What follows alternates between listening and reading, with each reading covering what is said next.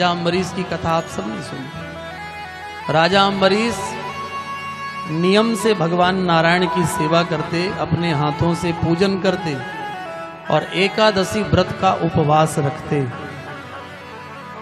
एक बार स्वर्ग में दुर्वासा जी पहुंचे तो वहां राजा अम्बरीश की भगवान बड़ी प्रशंसा कर रहे थे। भगवान कह रहे थे कि इस समय पृथ्वी में एक ऐसा राजा हुआ है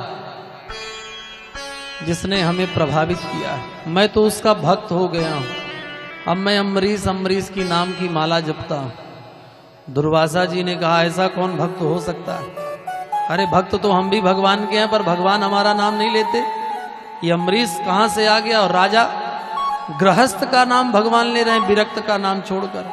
हम भी तो भगत हैं, चलो अम्बरीश की परीक्षा लेते हैं।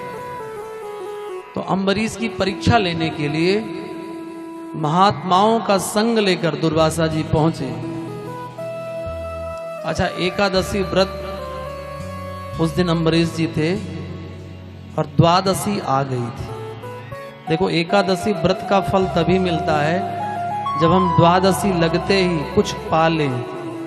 नहीं तो यदि द्वादशी के बाद यदि आप कुछ पाते हो तो एकादशी का पूरा फल नहीं मिलता।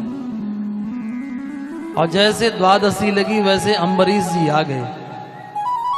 अम्बरीश जी ने देखा दुर्वासा जी हमारे आंगन में आए हैं, हमारे घर आए हैं, तो हमारे अतिथि हुए, तो बिना अतिथि को भोजन कराए हम भोजन करेंगे नहीं।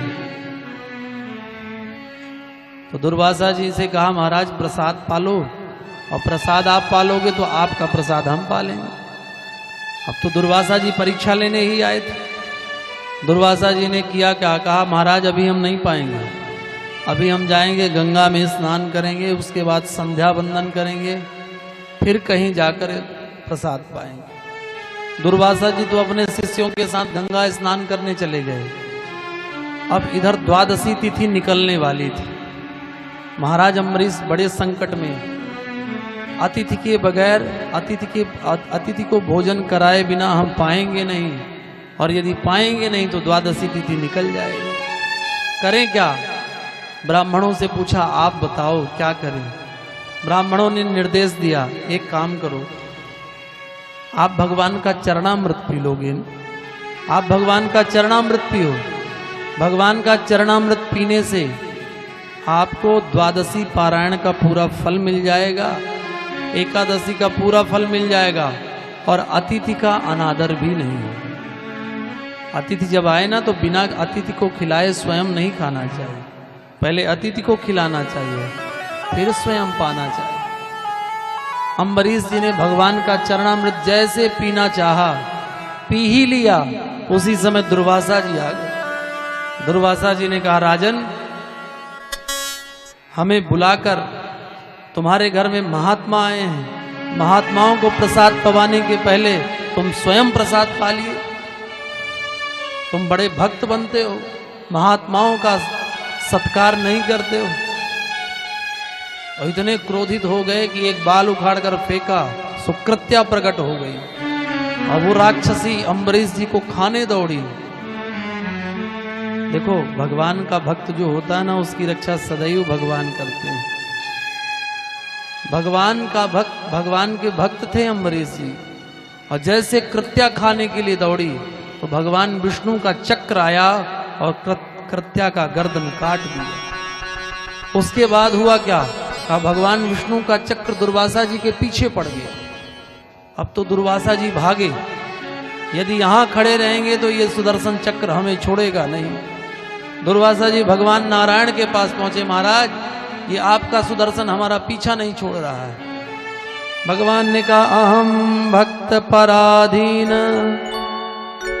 महाराज मैं भक्तों के पराधीन हूं, मैं इस सुदर्शन चक्र से आपकी रक्षा नहीं कर सकता हूं। कौन रक्षा कर सकता है?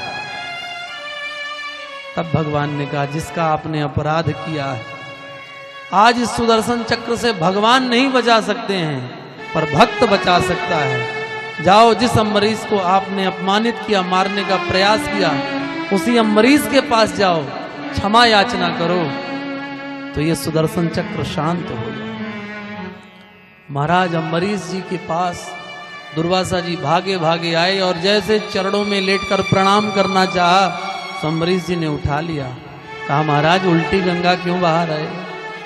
प्रणाम करना तो हमारा अधिकार है, हमें शोभा देता है, आप क्यों प्रणाम कर रहे हो? दुर्वासा जी ने कहा अम्बरीश मुझसे बहुत बड़ी गलती हो गई, क्षमा करो भैया। इस सुदर्शन चक्र को कहो कि ये शांत हो जाए। यदि तुम हमें क्षमा नहीं करोगे तो आज ये सुदर्शन चक्र हमें मार देगा। तब अम्बरीश जी ने कहा कि हे सुदर्शन चक्र, यदि हम सच्चे भाव से महात्माओं की सेवा किए हों, यदि सच्चे भाव से दुर्वासा जी का सत्कार किए हों, तो तुम शांत हो जाओ। और जैसे अम्बरीश जी ने इतना कहा कि वो सुदर्शन चक्र शांत हो गया। सुदर्शन चक्र तो नारायण के पास गया। फिर महाराज अम्बरीश ने दुर्वासा जी का अच्छे से सत्कार किया और उन्हें प्रसाद पवाया। इस कथा से क्या शिक्षा मिली? इस कथा से यही शिक्षा मिलती है कि महात्मा दुर्वासा ना होते तो आज अम्बरीश की महिमा, अम्बरीश की गाथा कोई न कहता, कोई न गाता।